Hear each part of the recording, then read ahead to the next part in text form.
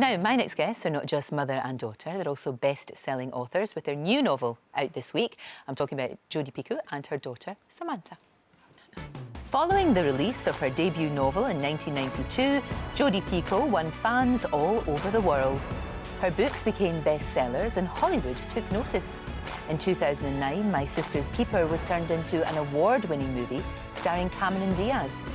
With book sales in excess of 30 million, Jody began a new chapter in her career 3 years ago, teaming up with her daughter Samantha to write teen novel Between the Lines. And now they're back with a sequel.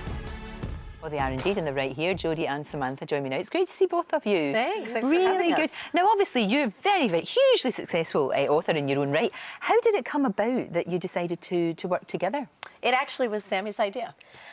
Yes, when I was in 8th grade, so I was 13 years old, I was daydreaming in my French class, and I came up with the concept of the book because I was thinking what happens when books are closed, because I just didn't believe that the characters stayed there frozen in time, waiting for us to return and breathe the life back into them.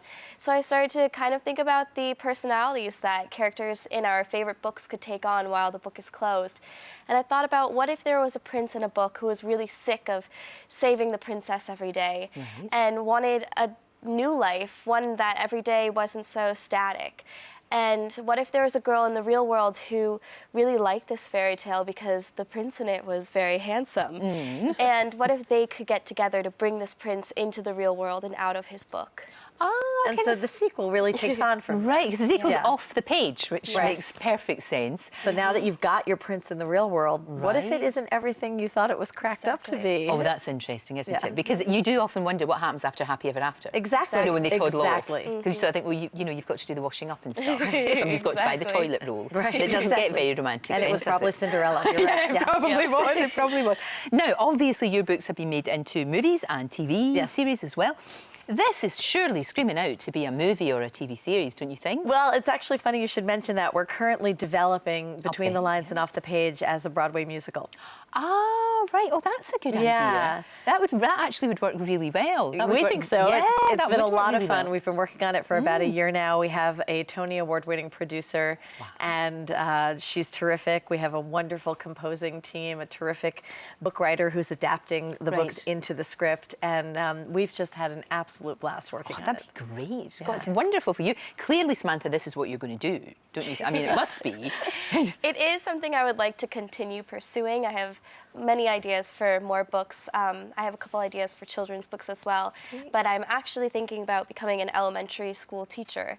But I get my summers off, so I could always continue writing during then. Perfect. That would be perfect. Who would be your prince? If you had casting, you could cast anybody.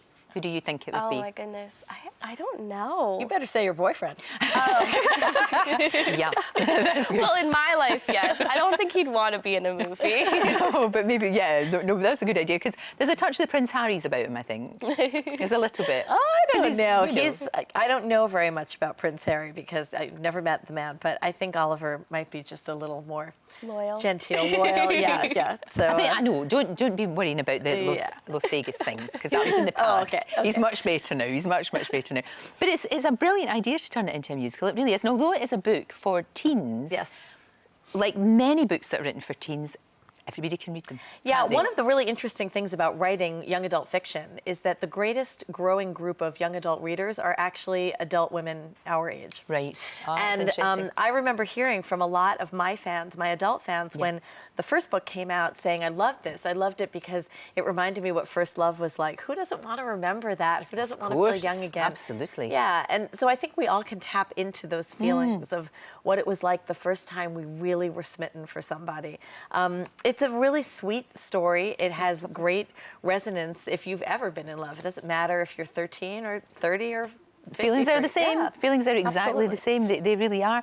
And like I say, what I think is brilliant is it's getting young people to read, which is always a smashing thing. Whether they go buy the book like this or whether they put it on the Kindle or whatever they do, they're reading. So that's amazing. We love meeting teens who are reading our books. A lot of them will come up to Sammy and say, your book's got me reading again. It's such a nice thing to hear. It really is. Well, keep up the good work and good luck with Off the Page. Absolute delight to meet both of you. Thank you so much. Sure, Thank to you. meet you. Right, after the break, Actress